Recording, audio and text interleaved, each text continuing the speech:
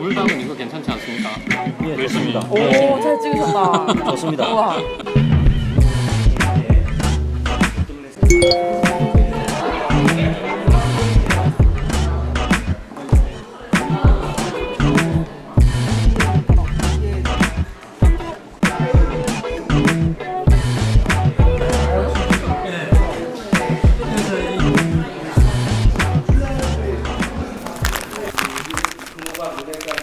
에 따라서 영향을 받을지 그런 것들이 좀 중요한 것 같은데 잘 모르겠는데 여기 앙스치는 금호강 르네상스에서 어떤 영향을 받는 거예요?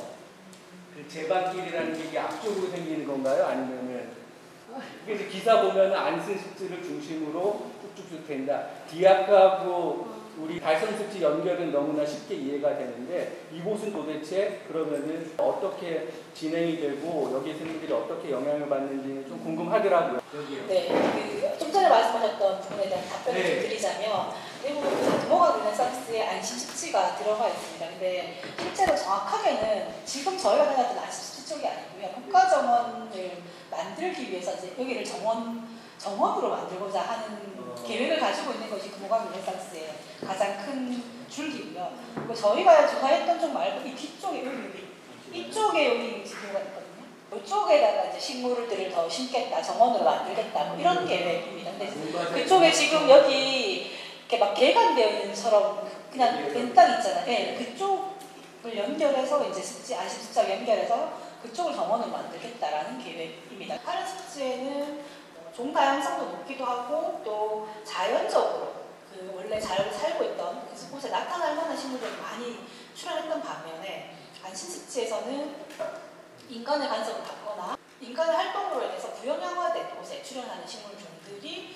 훨씬 더 다양하고 그 습지 자체가 지대가 그 파란 습지에 비해서 높잖아요. 근데 건조한 곳에 출현하는 식물종들도 훨씬 더 많다. 그래서 종다양성은 높을지언정 자연성으로 봤을 때는 파란 습지가 훨씬 더 높다.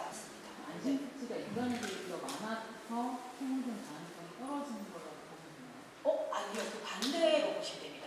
왜냐하면 아까 습지 같은 경우에는 그 습지라는 환경에 살 수 있는 그 식물종 자체가 제한적이잖아요. 그래서 그렇게 좀 자연성이 높은 데 가면 종다양성이 좀 낮은 편입니다.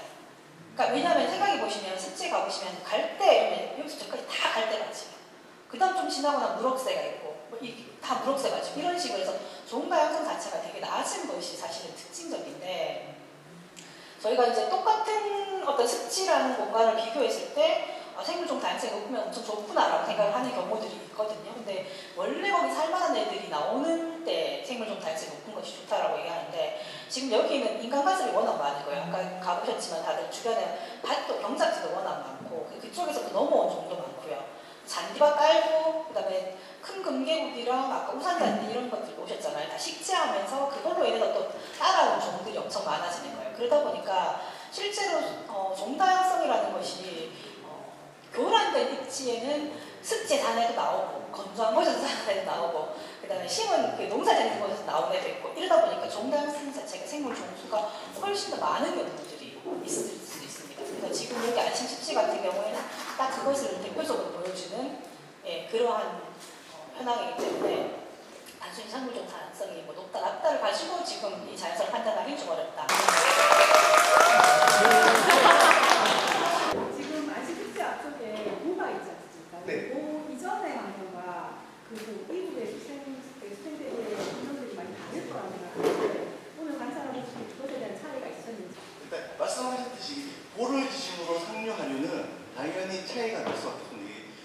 저속성 대형 척추동물은 크게 이제 출현하는 종을 기준으로 했을 때 두 개를 봐요. 기본적으로 유수 환경이나 정수 환경이나 이 두 개에는 달라질 수밖에 없어요. 딱정벌레, 오린재, 잠자리들은 정수 환경에서 많이 발생해요. 많이 살고 있어. 그러다 반면에 날고래, 그 다음에 뭐 하루살이, 강고래 이런 친구들은 물이 흐르는 환경에서만 살 수가 있어요. 그렇기 때문에 정수 환경과 유수 환경은 달라질 수밖에 없는 구조. 그리고 안정화라는 개념을 쓴 이유 자체는 지금 교란을 안 받은 상태라고 지금 보여지거든요. 비가 많이 왔다라고는 하지만 환경이 엎어지진 않았어요. 그 이유가 상류에 있는 곳 때문인지는 사실 잘은 이해는 안 되지만 개체 조사를 했을 때 그 개체의 우정종이 명확해지고 그러한 주변에 있는 생물들이 다양하게 포진해 있다라고 봤을 때 제가 봤을 때는 안정화되어 있다고 봅니다. 이게 박사님께서도 말씀하셨듯이 교란된 상태에서는 생물 다양성이 높아질 수 있다. 저서생물도 똑같아요. 이 경쟁이란 구조가 깨져버리면 개체 밀도는 떨어지는 경향이 있더라고요. 개체 밀도는 떨어지지만은 종수는 또 증가하는 거예요. 그래서 그런 거 저는 종 다양성 종수가 많다고 해서 저는 좋다라고 판단하지 않아요. 대신에 그 군집 구조 자체가 안정적으로 우정종이 나와야 되는 우정종이 서식하고 있고 그 옆에 다른 분류군들이 같이 포진하고 있다라고 하면 저는 그나마 안정화됐다라고 생각하고 있습니다. 이거는 별 의미는 없고 제가 박음을 좀 좋아합니다. 코가 이렇게 길쭉하게 나와서 약간 코끼리처럼 생겼어요. 그리고 이제 흰색 띠가 있어서 흰색 띠가 있고 길쭉하게 생겨서 흰띠 길쭉하고 좀 귀엽게 생겼죠. 제가 어디 그 네이처링 뭐 행사 할 때마다 바구미를 좀 추천을 많이 해요. 근데 바구미가 굉장히 재밌는 곤충인 게 사람이 가까이 가거나 그러면 이렇게 다리가 쭉 떨어져요. 그래서 잘 잡아요. 그렇게 잡아요. 이렇게 잡으면 안 돼요. 요렇게 잡아요. 그래서 예년까지만 해도 큰 고니들이 대구 안심을 다 오지 않았어요. 일단 대한민국의 큰 고니들을 도래하는 지역은 낙동강 하구로 일단 먼저 옵니다. 낙동강 하구로 와서 낙동강 하구에 푸른과에 있었던 세모 고래미 군락 근처에서 먹이 활동을 하는 것이죠. 큰 고니의 주 먹이는 세모 고래미입니다. 세모 고래미의 열매, 뿌리. 열매가 아니고 뿌리입니다. 뿌리. 그 세모 고래미의 뿌리에 보면 동그란 요 정도 되는 구슬 같은 그런 탄수화물이 많이 저장되어 있는 뿌리가 있거든요. 요걸 캐 먹는 건데 지금 명지 쪽에 아파트가 대난지 아파트가 들어서면서 토양이 바뀌어버렸어요. 예전에 낙동강 하구에는 사진 토양이었습니다. 그래서 세모고랭이가 충분히 잘 서식할 수 있었는데 지금은 어리 자꾸 내려와요. 어리. 공사를 하게 되고 하니까 어리 자꾸 일어나서 어리 자꾸 덮게 되니까 이 세모고랭이 군락이 싹 없어지고 있는 중이거든요. 그래서 왔다가 먹이가 없으니까 바로 이동을 하는 거예요.